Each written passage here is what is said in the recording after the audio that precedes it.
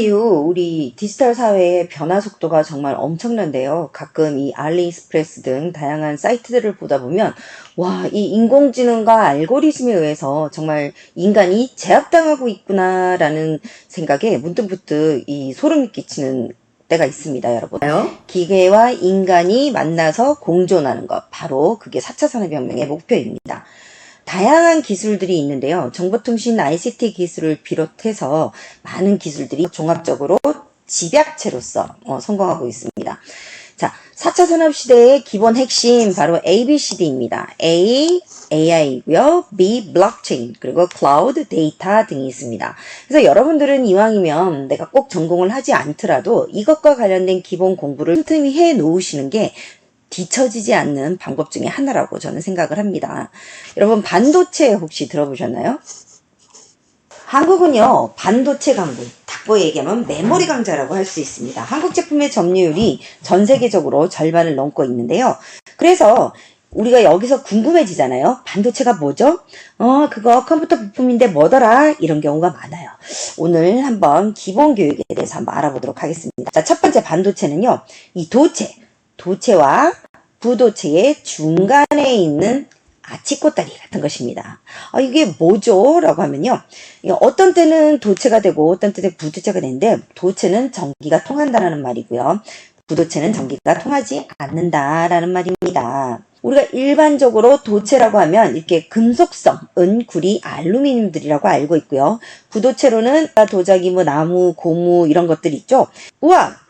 신기해요. 어떻게 하면 부도체가 되고 어떻게 하면 도체가 되나요? 바로 이 온도에 달려 있습니다.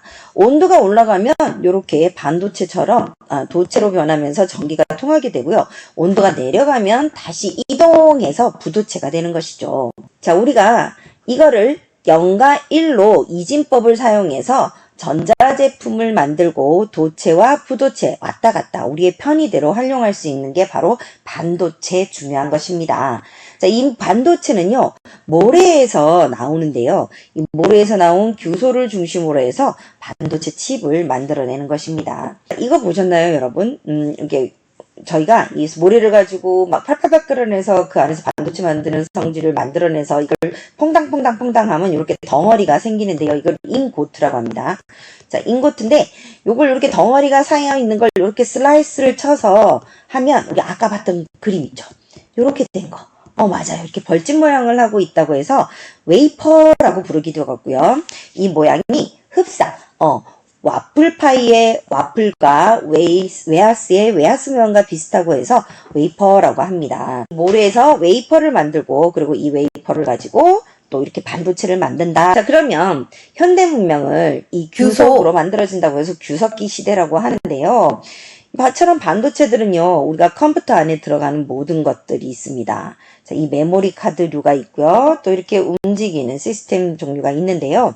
자, 그러면 이 반도체 없이는 우리 지금 현대사회에 있는 모든 전자제품들은 어떻게 되나요? 사용할 수도 없게 되는 거죠. 자, 2020년 한국의 3대 수출품 중에 하나가 바로 반도체였습니다. 그 규모가 자동차의 그렇죠. 거의 2.5배에 가까운 수입니다. 그래서 우리에게 효자 상품인데요. 이 규소라는 덩어리, 전기를 흐르게 했다가 안 흐르게 했다가 제가 말씀드렸죠. 자, 흐른다는 1, 안 흐른다는 제로를 표시할 수 있기 때문입니다.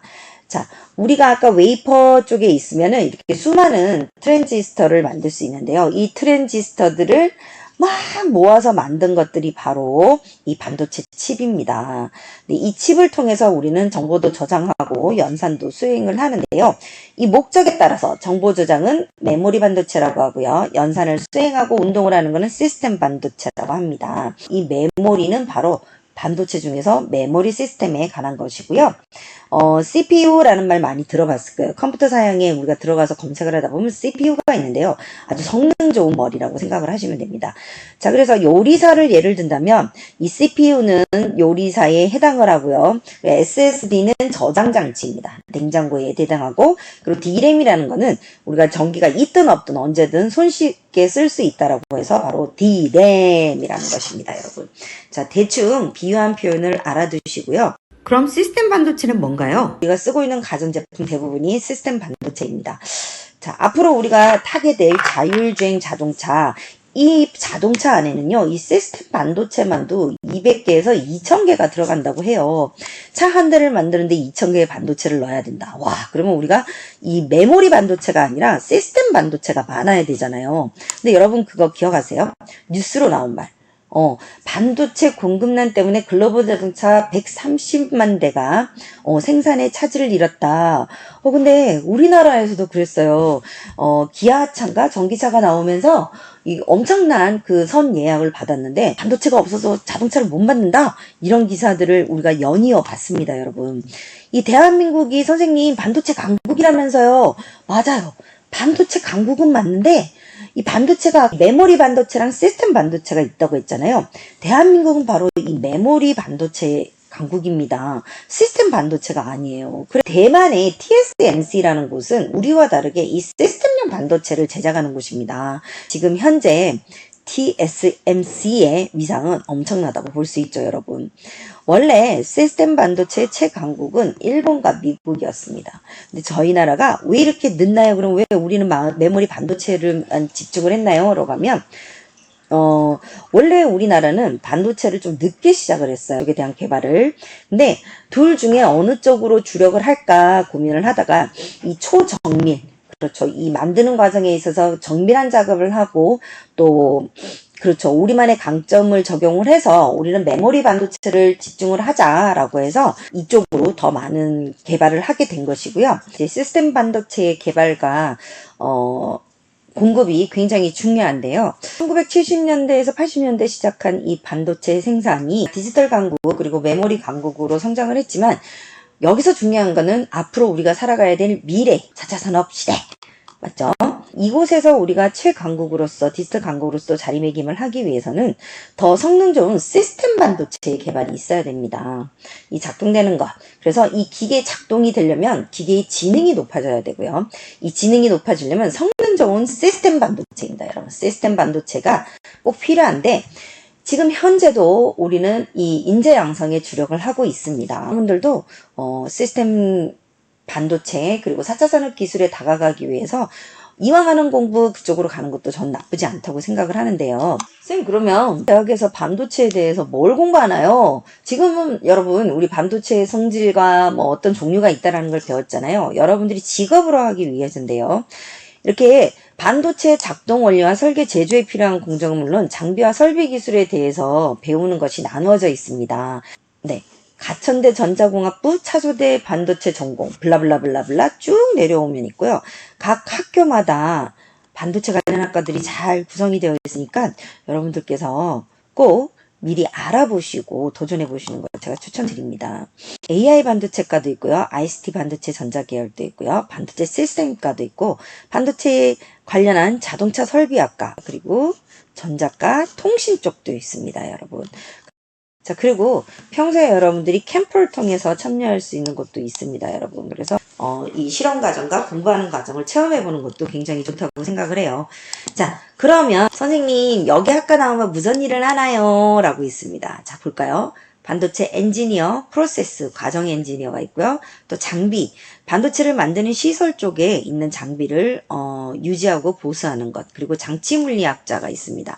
이 반도체 소재와 장치의 물리적인 특성을 연구해서 성능과 기능을 향상시키려고 노력하는 분들이죠.